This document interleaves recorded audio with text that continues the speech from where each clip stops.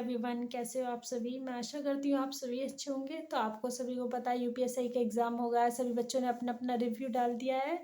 और आपने भी बहुत लोगों ने देखा होगा कि किस किस का एग्ज़ाम कैसा हुआ, सब अपनी अपनी बता रहे हैं। कोई हर शिफ्ट का मतलब अलग अलग था, मतलब सभी उसका शिफ्टों का जो लेवल है वो सेम सा ही था। लेकिन मैं आपको साथ अपना पेपर शेयर करूँगी। जैसे ये मेरी मार्कशीट है, तो ये रही मेरी उम्र। तो फिर मैं आपके साथ अपने क्वेश्चन शेयर करूंगी कि मेरे कौन से सेक्शन में कितने क्वेश्चन राइट हुए हैं और ओवरऑल मेरे मार्क्स कितने बैठ रहे हैं, और कौन से सेक्शन में मेरा मतलब कि अच्छा है स्कोर, किस में नॉर्मल रहा, कहाँ से मेरी स्लिम मिस्टेक हुई है। और मतलब जितना पेपर आसान था उसी के साथ साथ बच्चों की इतनी स्लिम मिस्टेक हो रही हैं।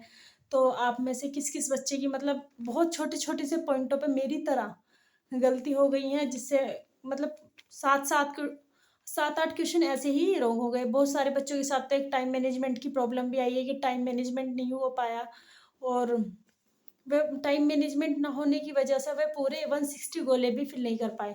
एक तो 15 मिनट तो ओमार फिल करने में हो रही थी, और 1-2 मिनट इन्विजिलेटर भी ले जाते हैं साइन वगैरह करना, स्कैन वगैरह जो करने की हो रही थी प्रॉब्लम। और एक ये प्रॉब्लम भी थी कि सेंटर में जो रूम थे, और जिस सेंटर पे हमारा था वहाँ पे मतलब घड़ी की भी सुविधा नहीं थी।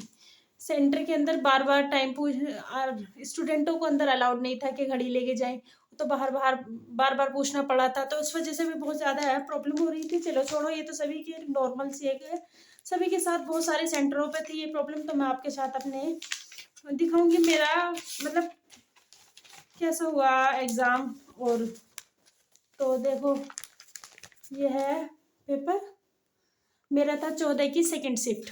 कोई बोल रहा है कि 14 की सेकंड शिफ्ट नॉर्मल है, कि कोई टीचर बोल रहा है कि 14 की सेकंड शिफ्ट का जीएस थोड़ा मॉडरेट था।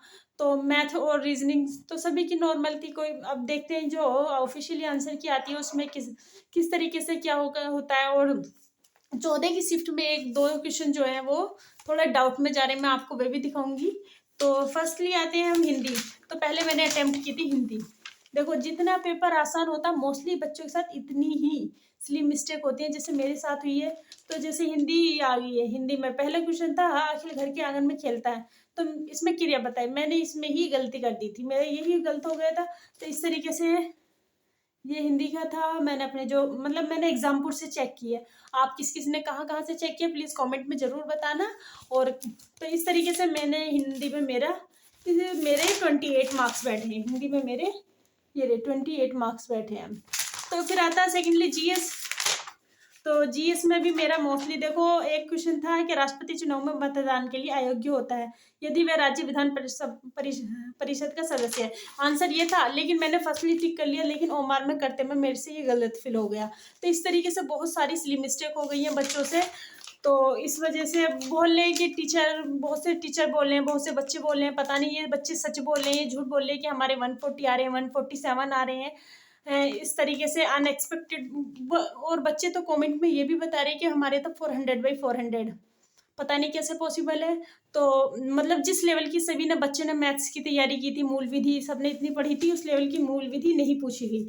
इस तरीके से हमारा मेरे जीएस में 26 क्वेश्चन मेरे ठीक हुए हैं जीएस में। तो फिर आता है मैथ्स में 10 क्वेश्चन, 8-10 क्वेश्चन तो हमारे रीजनिंग के पूछ लिए थे इस वजह। तो 1-2 क्वेश्चन मेरे मतलब एक मेरा क्वेश्चन था मैथ्स में, आप जिसने भी 14 की सेकंड शिफ्ट देखी होगी कि उसमें था धातु की एक शीट आयताकार है जिसका आयाम 148 मीटर एंड 136 मीटर है। इसके प्रत्येक कोने को एक वर्ग काटकर उसे एक खुला हुआ बक्सा बनाया जाता है। इसमें जो है मेरे ओमार फिल करते में मतलब मैं कर रही थी, तो इससे नीचे वाले में एकदम मेरे पर टिक हो गया था। फिर मैंने सोचा कि वो सॉल्व भी करूंगी तब भी कोई फायदा नहीं होगा, तो फिर मैंने उसी को टिक कर दिया। इस तरीके से बच्चों के साथ बहुत ज़्यादा प्रॉब्लम हुई है। तो फिर मैंने मैथ्स में भी मेरा सही था अप्रोक्सीमेटली, मतलब 31-32 क्वेश्चन मेरे मैथ्स में आए।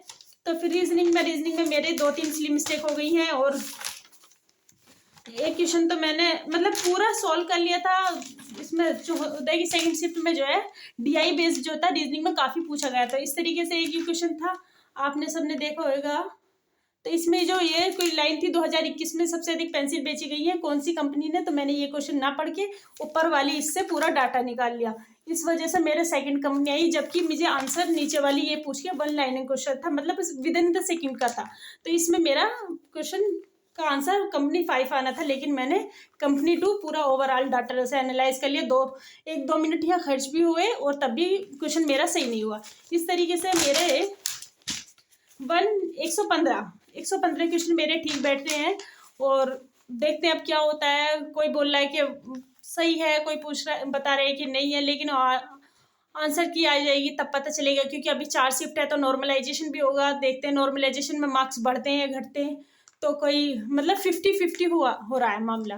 तो किस किस का मेरी तरह से मतलब बच्चा इस तरीके से डिप्रेशन में है कि ना तो पढ़ ही पा रहे हैं सही से, नहीं मतलब बार बार कट ऑफ की इसमें ही चक्कर में लगे पड़े हैं। तो किसके कितने मार्क्स आ रहे हैं, कौन सी शिफ्ट में, प्लीज़ कमेंट में बताना। और कोई भी ये जो फालतू की बात हो रही है कि 147 पे जाएगी, 135 पे जाएगी, तो इन चक्करों में ना पड़े तो ज़्यादा बेहतर होगा। और अपनी मतलब जो नेक्स्ट एग्जाम में उस पर लग जाओ जिसका ज़्यादा अच्छा, मतलब प्योरिटी के साथ जिसका अच्छा बैठ रहा हूँ वो फिजिकल में लग जाए। ये हवाई जो कर रहे हैं बच्चे, चाहे पढ़ा एक ना दिन हो और बता रहे हैं हमारे 148 147, तो प्लीज़ इनके चक्करों में ना पड़ें। ये खुद तो पढ़ेंगे नहीं और दूसरे बच्चों को, जो पढ़ने वाले बच्चे उनको भी डिमोटिवेट करते रहेंगे। तो मिलते हैं हम नेक्स्ट वीडियो में। प्लीज़ कमेंट में ज़रूर बताना आपके कितने मार्क्स हैं और कौन सी शिफ्ट में। Thank you so much.